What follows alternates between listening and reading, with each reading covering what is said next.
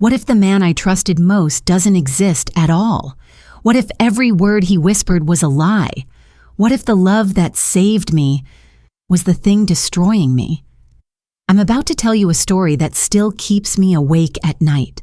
A story about love, trust, and the terrifying space between truth and deception. And I need you to stay with me until the end because the answer I found, it changed everything. My name is Margaret, and I'm 60 years old. I know what you're thinking. 60. Too old for romance. Too old to be fooled. Too old to fall for someone online. But loneliness doesn't care about your age, and neither does hope. I live in a small town in Ohio. I've lived here my entire life. I raised 3 children in this house, watched them grow up, watched them leave. My husband passed away 7 years ago after a long battle with cancer. For 7 years, I grieved. For 7 years, I existed in this house like a ghost, going through motions, filling time. My children called every Sunday. They were good kids, but they had their own lives, their own families, their own problems. I didn't want to burden them with my loneliness, so I learned to live with it. I worked part-time at the local library. I had book club on Thursdays. I volunteered at church on Sundays. I had routines, structures, ways to fill the silence. But at night, when I sat alone in my living room, the silence was deafening. I had tried, After my husband died, I tried to move on. I went to grief counseling. I joined social groups. I even let my daughter set me up on a date with a widower from her church. But nothing felt right. Nothing filled the void. And then, one ordinary Tuesday evening in March, everything changed. I was scrolling through Facebook looking at photos of my grandchildren when I saw a friend request. His name was Kwame. His profile picture showed a handsome man with kind eyes and a warm smile. According to his profile, he was from Accra, Ghana. But he was an engineer working on international projects. I almost didn't accept the request. I'd heard the stories, seen the warnings. Don't trust strangers online. Romance scammers target lonely people. I wasn't stupid. I knew the risks. But something about his profile seemed different. It wasn't just a few photos with no information. He had friends, posts going back years, pictures from different places and times. It looked real, so I accepted. The first message came the next day. Good morning, Margaret. I hope you don't mind me reaching out. I came across your profile and was touched by your smile. You have such kind eyes. I hope you're having a beautiful day. It was simple, respectful, not pushy or inappropriate. I responded with a polite thank you, and then we started talking. The beginning of something. At first, our conversations were light, surface-level things. He asked about my life, my family, my interests. I asked about Ghana, about his work, about his experiences. Kwame told me he was 35 years old. He worked as a civil engineer for an international construction company. He traveled frequently for his projects, building infrastructure in developing countries, working with teams from all over the world. He'd lost his wife in childbirth 3 years ago, along with his baby daughter. He'd been alone ever since, burying himself in work, trying to forget. The age difference bothered me at first. 25 years. It seemed ridiculous. What would a 35-year-old man want with a 60-year-old woman? But Kwame had an answer for everything. Age is just a number, Margaret, he wrote. What matters is connection, understanding. I've dated younger women. They don't understand loss the way someone who has lived and loved and lost does. You understand me. That's more valuable than youth. It made sense. Or at least I wanted it to make sense. Our messages became more frequent. Every morning I'd wake up to a "Good morning, beautiful" message. Every night before bed, he'd send me encouragement and kindness. He asked about my day, remembered small details I'd mentioned in passing, made me feel seen in a way I hadn't felt in years. We talked about books. He loved literature, especially African writers like Chinua Achebe and Chimamanda Ngozi Adichie. We discussed faith and spirituality. We shared stories about our lost spouses, the guilt of moving on, the fear of forgetting them, the weight of grief. He made me laugh. God, I hadn't laughed like that in years. For the first time since my husband died, I felt alive. Falling deeper by May, we were messaging every day, multiple times a day. He'd send me photos, pictures of construction sites where he was working, sunsets in different countries, meals he'd tried. They all looked authentic, real. He started calling me my queen. He said I was his light in the darkness. He told me I'd saved him from drowning in his grief, and I believed him, because I felt the same way. One night, about 2 months into our friendship, he sent me a voice message. I was nervous to listen to it. Voice made it more real, more intimate. His voice was deep, warm, with a beautiful accent that made every word sound like poetry. "Margaret," he said in that recording, "I know this is unusual. I know you probably think I'm crazy, but I need you to know something. You've become the most important person in my life. I think about you constantly. I dream about you. I know we haven't met in person yet, but I feel closer to you than I've felt to anyone in years. You're not just a friend to me. You're becoming something more. And I hope you feel the same way." I played that message 20 times that night, and then I recorded my own. "Kwame," I whispered, alone in my bedroom, feeling foolish and young and terrified. "I feel it too." That's when everything changed. The relationship deepens. We started having longer voice calls, sometimes for hours. He'd call me late at night, his morning, my evening, and we'd talk until I fell asleep. He'd stay on the line, just listening to me breathe, telling me he felt closer to me than he'd felt to anyone. He told me about his childhood in Ghana, about his mother who'd raised him alone after his father left, about working his way through university, about the pride he felt when he got his engineering degree, about meeting his wife, falling in love, planning a future, only to lose everything in one tragic moment. I told him everything too, about my marriage, the good years and the hard years, about my children, about the loneliness that had consumed me after my husband's death, about feeling invisible, forgotten, like my life was over. "Your life isn't over," he said firmly. "It's just beginning. We're both getting a second chance, Margaret. We're finding each other when we both need it most. That's not coincidence. That's fate." I wanted to believe in fate. By June, he was using the word love. "I love you, Margaret. I know it's fast. I know it seems crazy, but I've never been more certain of anything in my life." I didn't say it back right away. I was scared. This was all happening so fast, too fast. But every time I hesitated, every time I pulled back, he'd sense it and give me space. He never pushed, never demanded. He'd say, "Take all the time you need. I'm not going anywhere. I'll wait for you as long as it takes." That patience made me trust him more. In July, late one night after a particularly long and emotional conversation, I finally said it. "I love you too, Kwame." I heard him exhale, heard the emotion in his voice when he responded. "You've just made me the happiest man alive." I cried that night. Happy tears, healing tears. For the first time in 7 years, I felt hope. The first red flag we'd been talking for 4 months when I finally asked for a video call. It seemed reasonable. We'd been having voice calls for months.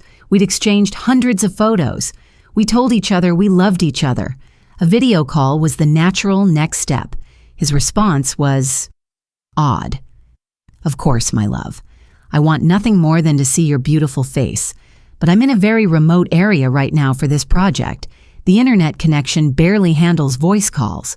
I promise as soon as I'm back in the city, we'll video chat. I want to see you just as much as you want to see me." It made sense. Sort of. I tried not to think about it too much. But then 2 weeks passed. Then 3. He moved to a new location for a new project. Still no video call. "The connection is terrible here too," he explained. "I'm so frustrated, Margaret. I want to see you, but the technology just isn't cooperating. Please be patient with me." I was patient. I told myself it was fine. We had voice calls. We had photos. We had our connection. That was enough. But a small voice in the back of my mind started whispering doubts. What if he doesn't look like his photos? What if he's hiding something? What if... I pushed the thoughts away. I was being paranoid, untrusting. I was letting fear poison something beautiful. Kwame had never asked me for anything, never pressured me, never given me any real reason to doubt him, except for the video calls, more inconsistencies. In August, something else happened. We were talking on the phone, having our usual evening conversation, when suddenly his voice got distant. "I'm sorry, love, I need to go. There's an emergency at the site. I'll call you back as soon as I can." He hung up abruptly. I didn't hear from him for 3 days. 3 days of silence. No messages. No calls. Nothing. I was panicked. Had something happened to him? Was he hurt? Was he safe? I sent message after message. "Kwame, please let me know you're okay. I'm worried. Please just send me something. Anything." Nothing. On the 3rd day, he finally called. "Margaret, I'm so sorry. There was a serious accident at the construction site. One of my workers was injured badly. I've been at the hospital with him, dealing with the authorities, managing the crisis. I couldn't get to my phone. I'm so sorry for worrying you."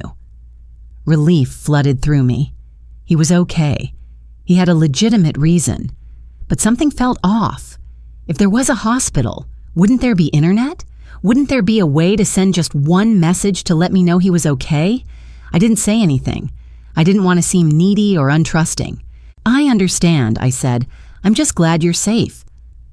"I knew you'd understand," he said warmly. "That's why I love you. You're so patient and kind." These disappearances started happening more frequently. He'd be attentive and present for weeks, then suddenly vanish for days at a time.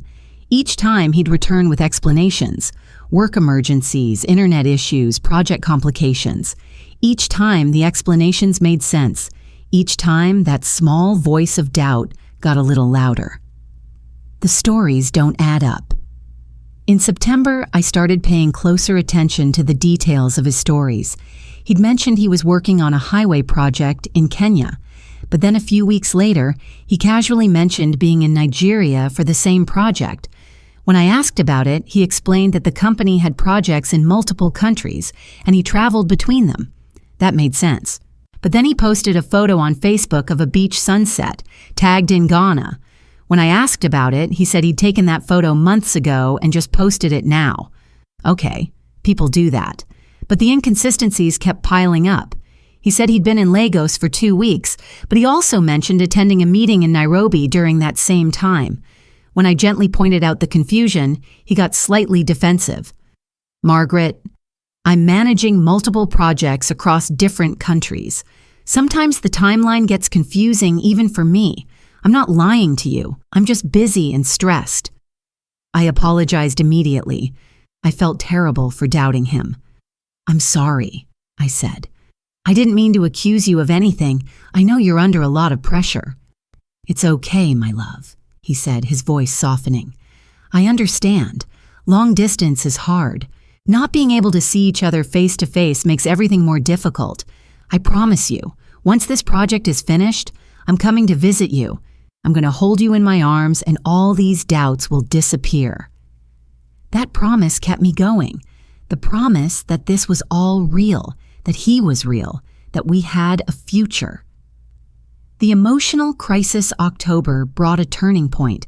Kwame called me one evening and I could immediately tell something was wrong. His voice was strained, shaking. "Margaret, I don't know what to do. I need your advice. I need someone I trust." "What's wrong?" I asked, my heart racing. "It's my mother," he said. "She's sick, very sick. She needs surgery. The doctors say it's urgent, but the cost, it's so expensive. And I've put all my savings into this business venture that hasn't paid out yet. I don't know what to do. I can't lose her, Margaret. She's all I have." My heart broke for him. How much does she need? I asked. There was a long pause. I wasn't asking you for money, he said quickly. Please don't think that. I just needed someone to talk to, someone who understands what it's like to face losing someone you love. I know, I said, but I want to help if I can. How much? Another pause. The surgery costs about $15,000, he said quietly. But please, Margaret, I don't want you to feel pressured. That's not why I called. I didn't have $15,000 just sitting around, but I had savings. I had my retirement account. I had money I'd been keeping for emergencies. This felt like an emergency. Let me think about it, I said. That night, I couldn't sleep. My mind raced with questions. Was this real? Was his mother really sick? Or was this the moment I'd been warned about? The moment when the scammer finally asks for money? But Kwame hadn't asked. I'd offered. And everything in me wanted to believe him, wanted to help him, wanted to prove that my love was real and meaningful. The next morning, I called him. I want to help, I said. I can send you the money for your mother's surgery. Margaret, no, I can't accept that. It's too much. Please, I said, let me do this. You've given me so much. Hope, love, a reason to live again. Let me give something back. He was quiet for a long moment. Are you sure? He asked finally. I'm sure. I'll pay you back, he promised. Every penny, as soon as my business deal goes through. I'm not worried about that, I said, and I meant it. I sent him $15,000 through a wire transfer that afternoon. He called me immediately, crying, thanking me, calling me his angel, his savior. I will never forget this, he said. You've saved my mother's life. I love you so much. I felt good about it. I felt like I'd done something meaningful, but that small voice of doubt was screaming now. The requests continue. 2 weeks after I sent the $15,000, Kwame called with another problem. His mother's surgery had gone well, he said. She was recovering. But now there were complications. She needed additional medications that weren't covered by insurance. Just $3,000 more. I sent it. A month later, there was an issue with his project, a delay in payment from the client. He needed $10,000 to pay his workers, or the project would be shut down. He'd lose everything, and then he wouldn't be able to pay me back. I sent it. Each time he was reluctant to ask. Each time he promised to pay me back. Each time I told myself I was helping someone I loved. But each time, the doubt grew stronger. By December, I'd sent him $75,000. My savings were depleting. My retirement account was shrinking. My children had no idea what I was doing, and I still hadn't seen him on video. Every time I brought it up, there was a reason. The internet, the timing, the equipment. Soon, my love, he always said, very soon. The breaking point. January came, and with it, the largest request yet. Margaret, Kwame said, his voice heavy with stress, I have an opportunity that could change everything. There's a major contract available, a government project worth millions. But I need capital to secure it. I need to show the government that I have the financial backing to complete the work. It's just for the proposal. I'll get the money back within weeks, but I need $200,000. $200,000. I felt sick. Kwame, I said slowly, I don't have that kind of money available. I know it's a lot, he said quickly, but this is our future, Margaret. This contract will make me wealthy. I'll be able to come to America. We can finally be together. We can start our life. I just need this one thing, and everything will fall into place. Our life, our future, everything I'd been hoping for. I'd have to take a loan against my house, I said. I'd have to use credit cards. I'd have to borrow from my retirement. I understand it's a sacrifice, he said, and I wouldn't ask if I didn't know with absolute certainty that I can pay you back within a month, with interest. You'll make money on this investment, I promise you. I wanted to believe him. God, I wanted to believe him, but for the first time, I paused. Let me think about it, I said. That night, I looked at my bank statements. I'd already sent him $75,000. I'd been planning to send more when he asked. But $200,000? That was my entire safety net. That was my security. That was my future. If I was wrong about him, I'd lose everything. But if I was right, we'd have everything. I spent 3 days in agony, going back and forth, unable to decide. And then I did something I should have done months ago. I decided to get help. Finding the agency. I couldn't talk to my children about this. They'd be horrified. They'd think I was losing my mind. They'd try to stop me. But I couldn't ignore the doubts anymore either. I needed to know the truth. I searched online for romance scam investigators and cyber fraud investigation. Dozens of results came up. I read through websites, reviews, testimonials. I finally found one that seemed reputable. Digital Truth Investigations, based in Chicago. They specialized in online fraud, identity verification, and romance scam investigations. My hands shook as I filled out their contact form. 2 hours later, I received a call from an investigator named Sarah. "Hi, Margaret," she said kindly. "I read your inquiry. I know this must be incredibly difficult for you. Can you tell me what's going on?" I told her everything, the whole story, every detail, every doubt, every moment of confusion. She listened without judgment. When I finished, she was quiet for a moment. "Margaret," she said gently, "I'm going to be honest with you. Everything you've described fits a very common pattern of romance fraud.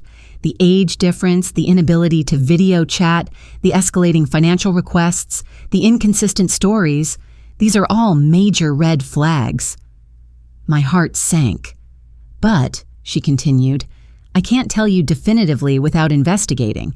It's possible, though unlikely, that he's legitimate and just happens to be in genuinely difficult circumstances. What I can do is verify his identity, trace his digital footprint, check the photos he's sent you, and look for evidence of fraud." "How long does that take?" I asked. "Usually about 2 weeks," she said. "Sometimes faster if the case is straightforward, sometimes longer if it's more complex." "And how much does it cost?" $2,500 for a comprehensive investigation. More money, but I needed to know. "Okay," I said, "let's do it." The investigation begins. I sent Sarah everything I had, screenshots of our conversations, photos Kwame had sent me, his Facebook profile information, phone numbers he'd called from, email addresses, everything. She told me not to tell Kwame about the investigation. "Act normal," she said. "If he is a scammer and he suspects you're investigating, he might disappear. We need time to work." So I continued talking to Kwame as if nothing had changed. I told him I was still thinking about the $200,000. He was patient, supportive, understanding.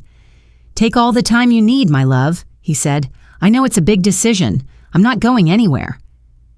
Each conversation felt surreal. I was looking at him, or the idea of him, through a completely different lens now. Every word he said, I analyzed. Every story he told, I questioned. Was this man I loved even real? 3 days into the investigation, Sarah called me with an update. "I've made some initial findings," she said. "The photos Kwame has been sending you. They appear in multiple places online. Some of them are connected to other social media profiles with different names. This is a common tactic in romance scams. Scammers steal photos from real people and use them to create fake identities." My stomach dropped. "But," she continued, "I need to be thorough. It's possible he's using older photos that he'd posted elsewhere. It's possible there's an innocent explanation. I'm still working on tracing IP addresses from his logins, checking phone records, and verifying his claimed employment history." "So you don't know for sure yet?" "Not yet," she said. "I'll know more in a few days." Those few days were torture. I kept talking to Kwame. He sent me more photos, pictures of his mother recovering in the hospital, pictures of construction sites, pictures of himself looking tired and stressed. Were those photos stolen too? Or were they real? I couldn't tell anymore. Conflicting evidence. A week into the investigation, Sarah called again. "I'm finding conflicting information," she said, sounding frustrated. "The IP addresses he's connecting from are primarily in Ghana, which matches his story. His Facebook profile has a legitimate history going back several years with consistent friend activity. But several of his photos are definitely stolen from other sources, and I can't verify his employment with any international construction company using the names and information he's provided." "What does that mean?" I asked. "It means either he's using a fake employment history and stolen photos to create a more convincing persona, or there are pieces of truth mixed with lies. I've seen cases where scammers incorporate real elements. They might actually be in the location they claim. They might use some real photos mixed with stolen ones to make their story more believable." "So you still can't tell me for sure?" "Not yet," she said. "I'm working on tracing the phone numbers he's used to call you. That should give us more definitive answers. I need a few more days." A few more days of not knowing. A few more days of talking to someone who might be the love of my life or the biggest lie I'd ever believed. During one call with Kwame, he brought up the $200,000 again. "Have you made a decision?" he asked gently. "Not yet," I said. "I'm still thinking." "I understand," he said. "I know it's a huge amount. If you can't do it, I'll figure something else out. I never want you to feel pressured." His understanding made me feel guilty. Was I wrong to investigate him? Was I being paranoid and destroying something real? More waiting. The second week of the investigation was even worse than the first. Sarah had stopped giving me updates every few days. "I'm in a complex phase of the investigation," she explained. "I don't want to give you information until I'm more certain." So I waited.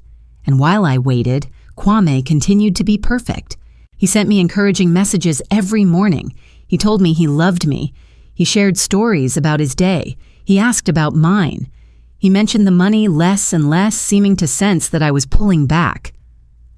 "I feel like something's wrong between us," he said one evening. "Have I done something to upset you?" "No," I lied. "I've just been stressed. Family stuff." "You can talk to me about anything," he said warmly. "I'm here for you." Was this the behavior of a scammer or the behavior of someone who genuinely loved me? I couldn't tell anymore.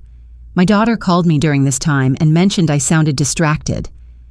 "Are you okay, Mom?" she asked. "I'm fine," I said, "just tired." "You'd tell me if something was wrong, right?" "Of course," I lied. How could I tell her?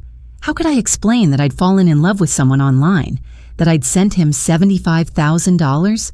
That I was having him investigated? She'd think I'd lost my mind.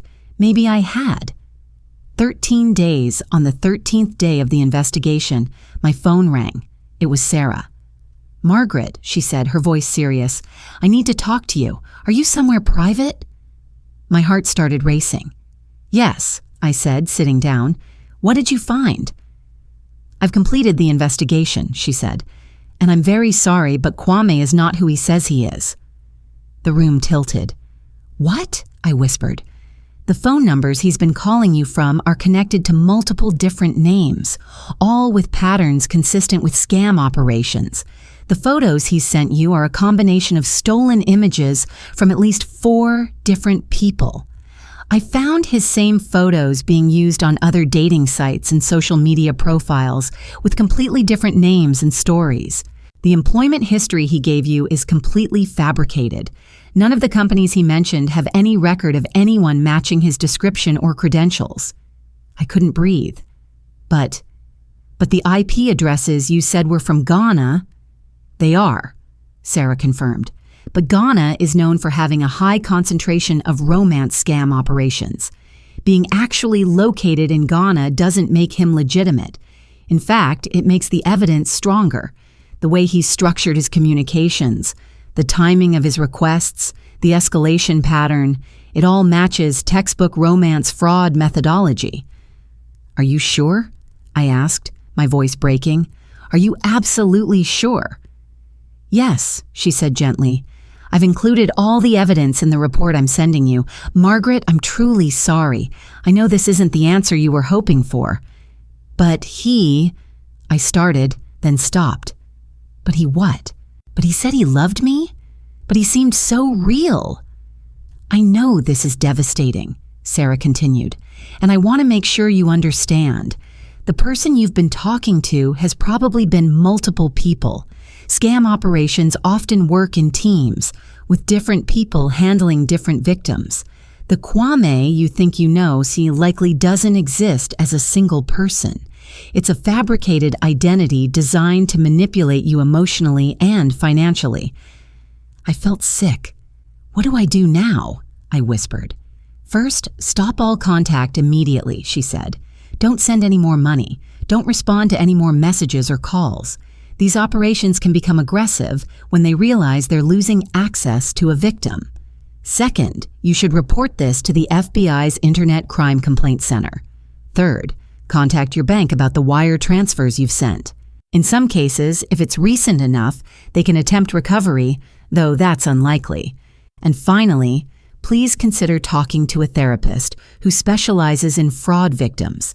The emotional impact of this kind of betrayal can be severe. How much did I lose? I asked numbly. You said you sent him $75,000? Yes. That's what you lost, she said softly. I'm very sorry. After I hung up, I sat in my living room for hours, unable to move. $75,000 gone. But the money wasn't even the worst part. The worst part was that Kwame, the man I loved, the man who'd made me feel alive again, never existed. The confrontation. I didn't block him immediately. I know I should have. Sarah had told me to, but I couldn't. I needed to hear him lie to me one more time. I needed to know for sure. When he called that evening, I answered. Hello, my love, he said warmly. I've missed hearing your voice. Kwame, I said, my voice cold. I need to ask you something. Of course, anything. Are you real? There was a pause. What do you mean? He asked, and I could hear the shift in his tone, the warmth draining away. I mean, is anything you've told me true? Is your name really Kwame? Are you really an engineer? Was your mother ever sick? Another pause, longer this time. Margaret, what's going on? Why are you asking me this? Just answer the question. Of course I'm real, he said, sounding hurt. I can't believe you're doubting me after everything we've been through, after everything I've shared with you. Send me a video right now, I said. Prove you're real. Video chat with me right this second. Margaret, I've explained. No more excuses, I interrupted. If you're real, prove it. Right now. The silence that followed told me everything I needed to know. I can't do this right now, he finally said. I'm at a work site. The connection. Stop lying to me, I said, my voice breaking. I had you investigated.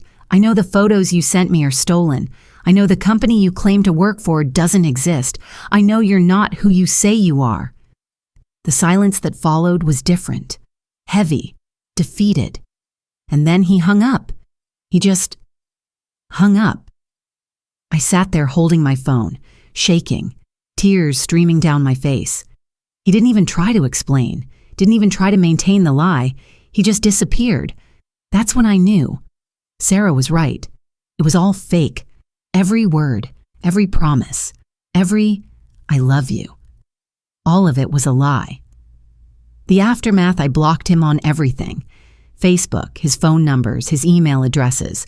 For days, I barely ate, barely slept. I couldn't tell my children. I couldn't face their disappointment, their concern, their pity. I'd been so stupid, so desperate, so blind. A week later, Kwame, or whoever he really was, created a new Facebook profile and sent me a message. Margaret, please, let me explain. The investigation was wrong. I can prove everything. Just give me a chance. I deleted it without responding. He tried again with a different profile, then another, then from a new phone number. You misunderstood everything. I love you. Don't throw away what we have. Each message made me feel sick. Sarah had warned me this might happen. When they lose access to a victim who's been so lucrative, they'll often try multiple ways to regain contact, she'd said. I reported each new profile, blocked each new number. Eventually, the messages stopped. I contacted my bank about the wire transfers. They couldn't help. The transactions were too old, and I'd authorized them willingly. I filed a report with the FBI's Internet Crime Complaint Center, knowing nothing would probably come of it.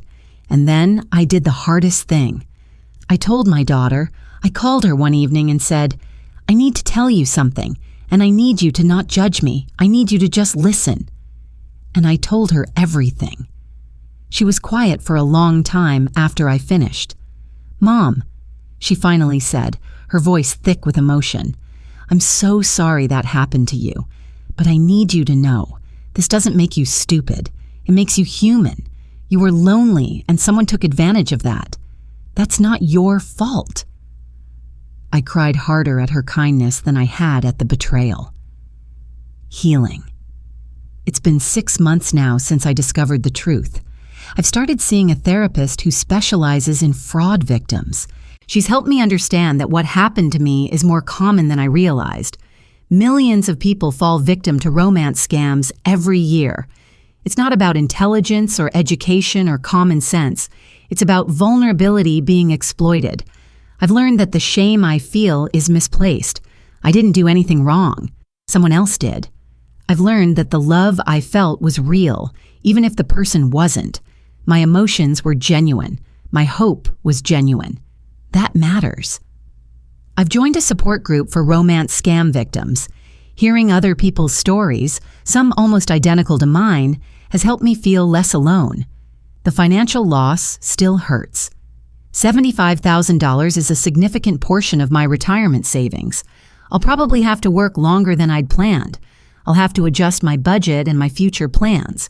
But I'm going to be okay. My children check on me more often now. My daughter visits every other weekend. My son calls twice a week instead of just Sundays. They worry about me, but they also trust me more. Because I was honest with them. Because I asked for help when I needed it. I still go to the library. I still have book club on Thursdays. I still volunteer at church on Sundays. But now I also go to my support group on Tuesday evenings. I talk about what happened. I listen to others' stories. We help each other heal. The warning signs I missed. Looking back now with clear eyes and distance from the emotional manipulation, I can see all the red flags I ignored, all the warning signs that were there from the beginning. The refusal to video chat was the biggest one. In today's world, with technology everywhere, there's almost no legitimate reason why someone can't video chat. Even in remote areas, if someone has access to voice calls and messaging, they have access to video. I made excuses for him because I wanted to believe him. The inconsistent stories should have been another major warning. His locations changed. His timeline didn't add up. His work details were vague and contradictory. When I questioned him, he'd get defensive or make me feel guilty for doubting him.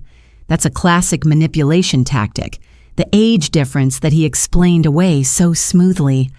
While age gap relationships can certainly be real and healthy, the way he framed it, that older women understand loss better, was specifically designed to appeal to my vulnerability.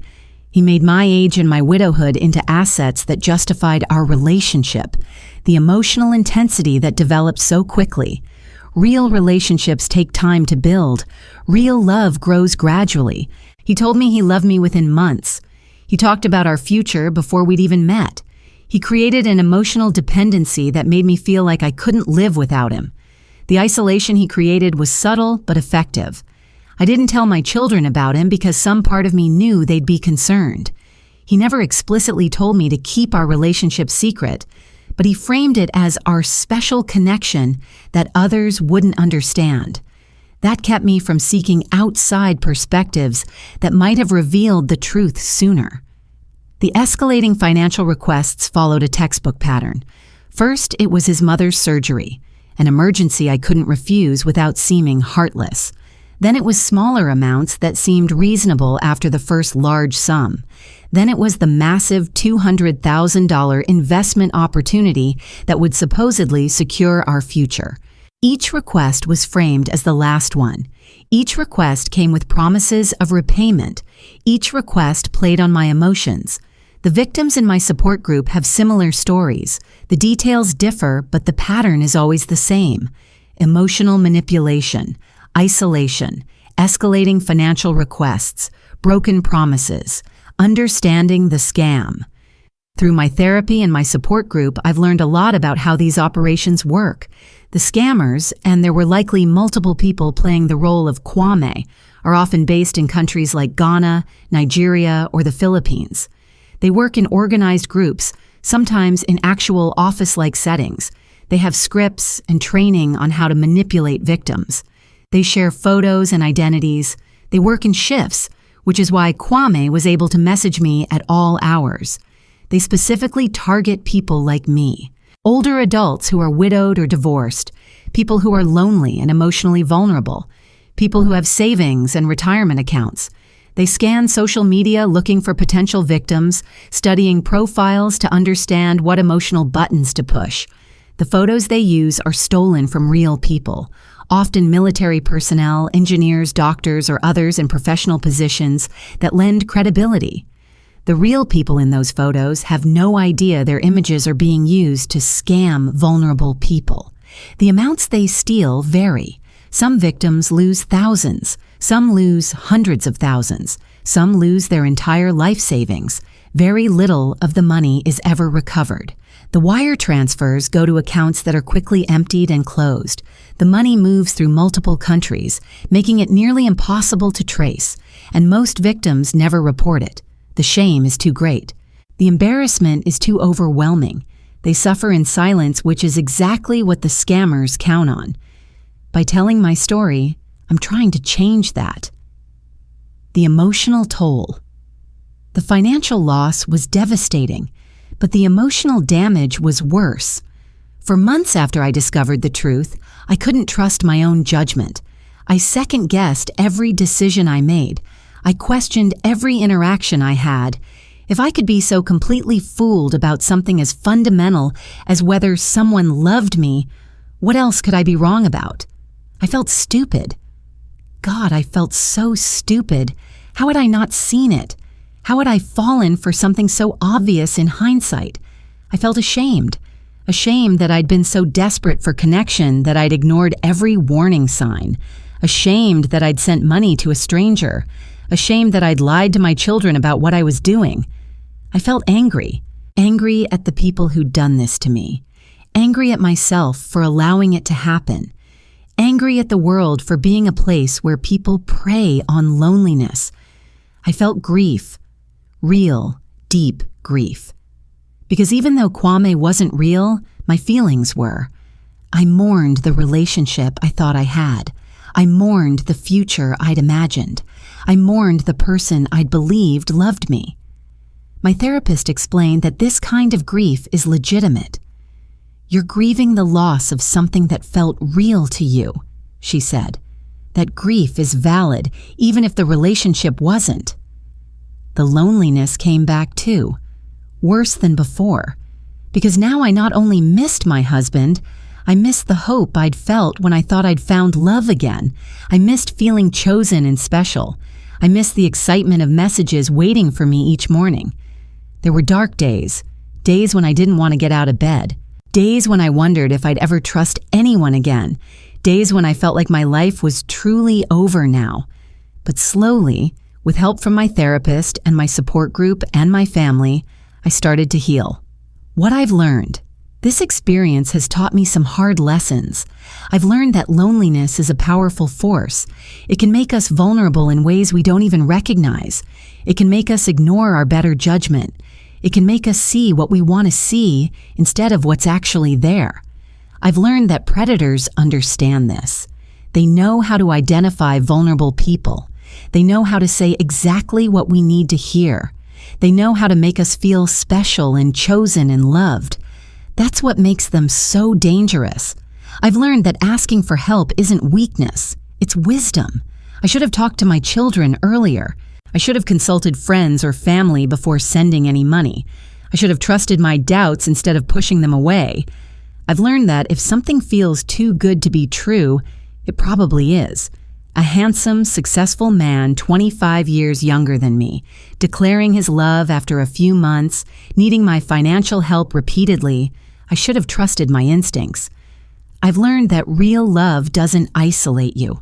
Real love doesn't make you keep secrets from your family. Real love doesn't come with constant financial crises. Real love doesn't refuse to show its face. I've learned that scammers count on shame to keep their victims silent. They know that people like me won't want to admit we've been fooled. They know we'll blame ourselves rather than them. By staying silent, we protect them. By speaking up, we protect others. Most importantly, I've learned that being fooled doesn't make me stupid. It makes me human. It makes me someone who was willing to hope, willing to trust, willing to love again despite past pain. Those aren't bad qualities. Those qualities were twisted and exploited, but they're not the problem. The people who exploit them are the problem. Moving forward, I'm not the same person I was a year ago. I'm more cautious now, more skeptical, more aware of the dangers that exist in online spaces. But I'm also more resilient, stronger, more connected to my family, more willing to ask for help when I need it. I've become an advocate in my community for romance scam awareness. I've spoken at senior centers and community groups. I tell my story, as painful as it is, because I know there are other people out there who are being targeted right now. Other lonely people who might see themselves in my story and recognize the warning signs before it's too late. I've helped 3 people in the past 6 months identify and exit potential scam situations. 3 people who reached out after hearing me speak, who were in similar situations, who needed someone to tell them it was okay to doubt, okay to investigate, okay to walk away. That feels good. It doesn't undo what happened to me, but it gives it meaning. I'm dating again, believe it or not. Real dating this time, in person. At a local coffee shop, I met a widower named Tom. He's 63. He lives 20 minutes away. We've been on 4 dates. We're taking things incredibly slowly. He knows my story. He understands my caution. He's patient and kind, and he shows up in person, not just in messages. I don't know if it will turn into anything serious, and that's okay. I'm not in a hurry anymore. I'm rebuilding my savings slowly. It will take years to get back to where I was, but I'm working extra hours at the library. I'm budgeting carefully. I'm making a plan. I'll be okay financially. It will just take time. My relationship with my children is stronger now. The honesty, as painful as it was, brought us closer. They know I'm human. They know I make mistakes. They know I need them, and I know they're there for me. I still have moments of anger, moments when I think about the people who did this to me and I want justice, but I've learned that holding on to that anger only hurts me. They're probably scamming someone else right now. They probably don't even remember me. Staying angry gives them power they don't deserve. I still have moments of sadness, moments when I remember a message Kwame sent or a conversation we had, and for just a second, I forget it wasn't real. Those moments hurt, but they're getting less frequent. I still have moments of shame, moments when I can't believe I fell for it, but I'm learning to be gentler with myself, to treat myself with the same compassion I'd show a friend in the same situation. Mostly, I have moments of gratitude that I discovered the truth before I sent that $200,000. Gratitude that I found the courage to investigate. Gratitude that I told my family and they responded with love instead of judgment. Gratitude that I'm still here, still healing, still moving forward. The reality of romance scams. I want you to understand how widespread this problem is. According to the FBI, romance scams cost Americans over $1.3 billion in 2022 alone. That's billion with a B. And those are just the reported cases. Most victims never report what happened to them. The average loss per victim is over $20,000, but many people lose much more. I've met people in my support group who lost $500,000, who lost their homes, who lost their retirement, who lost everything. This isn't a rare problem affecting a few gullible people. This is an epidemic affecting millions. And it's not just older adults. People of all ages fall victim to romance scams. Young people, middle-aged people, educated people, successful people, smart people. It can happen to anyone. The scammers are getting more sophisticated. They're using artificial intelligence to make their conversations more convincing. They're stealing videos now, not just photos, and manipulating them to make video calls seem real. They're researching their victims more thoroughly to personalize their approach. The platforms where this happens, Facebook, Instagram, dating apps, online games, they're trying to combat the problem, but they can't catch everyone. And the scammers adapt faster than the platforms can keep up. The only real defense is awareness and education.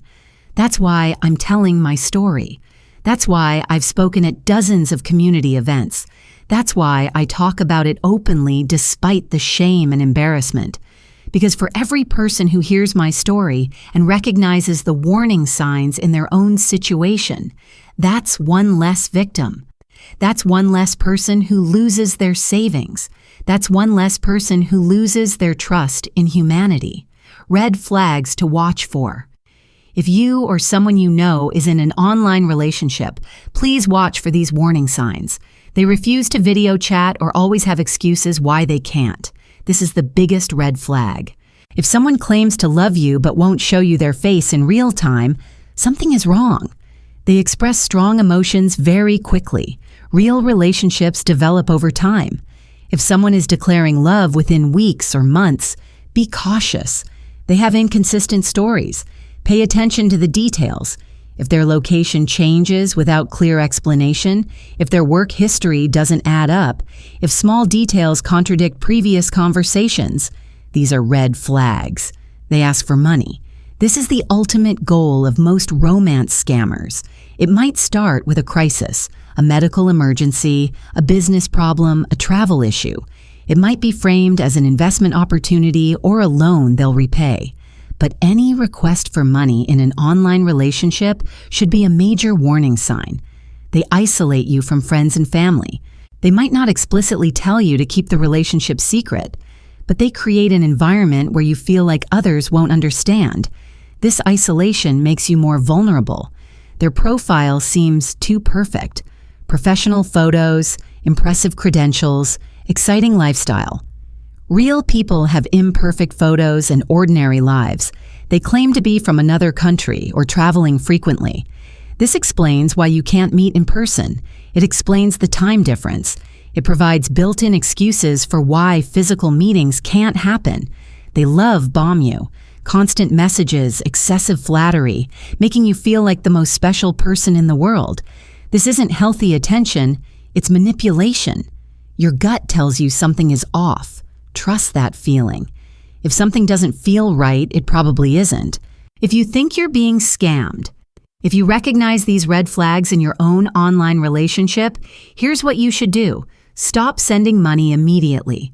No more wire transfers. No more gift cards. No more loans or investments. Cut off the financial flow. Talk to someone you trust. Tell a friend or family member what's happening. Get an outside perspective. Don't let shame keep you silent. Consider hiring an investigator. It costs money, but it's worth it to know the truth. Look for agencies that specialize in romance scams and cyber fraud. Do your own research. Reverse image search the photos they've sent you. Search their name online. Look for inconsistencies in their stories. Don't confront them until you're ready to end contact. If you confront too early, they might disappear before you have evidence. Or they might intensify their manipulation to keep you hooked. When you're ready, cut off all contact. Block them on every platform. Don't respond to new accounts or numbers they use to reach you.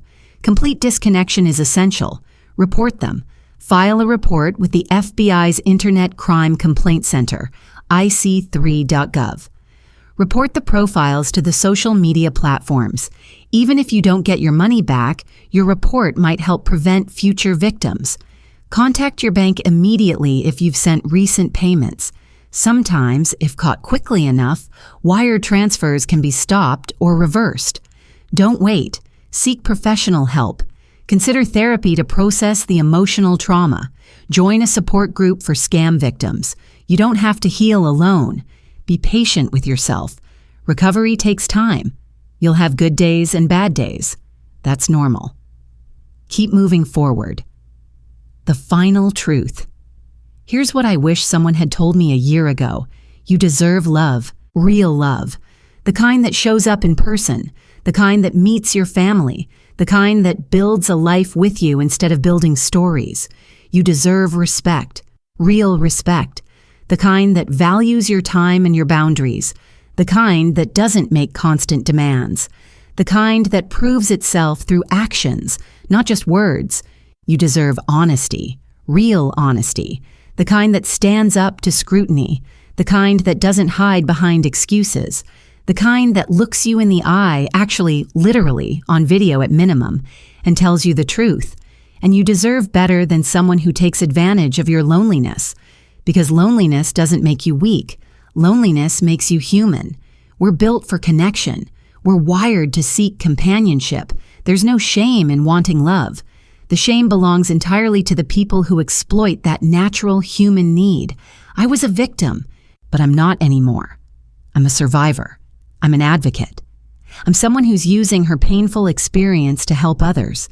And I'm someone who's learning to trust again, slowly, carefully, but genuinely. The $75,000 I lost will hurt for a long time, but I'm still here. I still have my home. I still have my family. I still have my health. I still have my life. That's more than some scam victims can say. I'm one of the lucky ones, believe it or not. Because I discovered the truth before I lost everything. Because I had the courage to investigate. Because I found help before it was too late. My message to you. If you're watching this and you're in an online relationship that has warning signs, please listen to your doubts. Please talk to someone you trust. Please investigate before you send money. Please protect yourself. Because I know how convincing they can be. I know how real it feels. I know how much you want to believe them, but I also know the pain of discovering the truth too late. The devastation of realizing everything was a lie. The shame of admitting you've been fooled. The fear of being alone again. And I'm telling you, it's better to be alone than to be with someone who's using you. It's better to protect yourself now than to lose everything later. It's better to trust your instincts than to ignore them because you're afraid of being wrong. You're not being paranoid. You're not being untrusting. You're not being mean or suspicious or overly cautious. You're being smart. You're being protective of yourself and your resources. You're being responsible. And if the person you're talking to is real and legitimate, they'll understand your need for verification. They'll accommodate reasonable requests for proof. They'll meet you in person or on video without endless excuses. If they won't, that tells you everything you need to know. 1 year later, it's been exactly 1 year since I blocked Kwame's accounts and ended all contact. I'm sitting here in my living room, the same room where I spent so many hours messaging him, believing in him, loving him. But I'm a different person now. I'm wiser, stronger, more connected to reality and to the people who truly matter. I'm $75,000 poorer, but I'm infinitely richer in other ways. I have my dignity back. I have my honesty back. I have my relationship with my children back. And I have myself back. The woman who was willing to hope. The woman who was willing to love. The woman who was willing to trust. Those qualities were exploited, but they weren't destroyed. I'm still that woman. I'm just a more careful version now. And that's okay. Because hope without wisdom is dangerous. Love without boundaries is destructive. Trust without verification is foolish. But hope with wisdom, love with boundaries, trust with verification, that's how we move forward. That's how we protect ourselves while still staying open to genuine connection. That's how we survive. Final thoughts. To the people who scammed me, I hope you're caught. I hope you face justice. But mostly, I hope you change. I hope you realize the damage you're doing. I hope you find a better way to live. To the other victims out there, you're not alone. You're not stupid. You're not weak. You're human. And you deserve compassion, especially from yourself. To my family, thank you for loving me through this. Thank you for not judging me. Thank you for helping me heal. To the investigators and therapists and support group leaders who help people like me, thank you for your work. Thank you for treating us with dignity. Thank you for helping us reclaim our lives.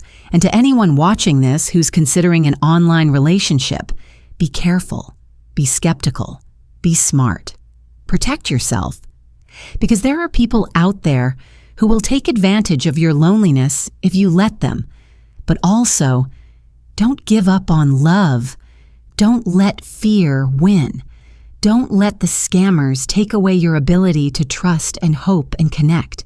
Just be wise about it. Be careful about it. Be smart about it.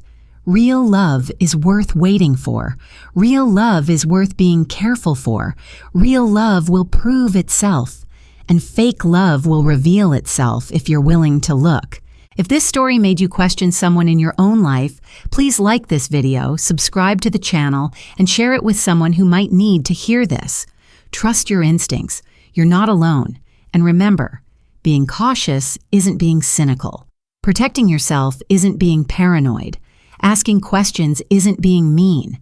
It's being smart. It's being strong. It's being someone who values themselves enough to demand the truth. You deserve that. We all do. Thank you for listening to my story. I hope it helps someone. I hope it prevents even one person from going through what I went through, because that would make all of this pain worth it. Stay safe out there. And remember, real love doesn't hide. Real love shows up. Real love proves itself. Anything less than that isn't love at all.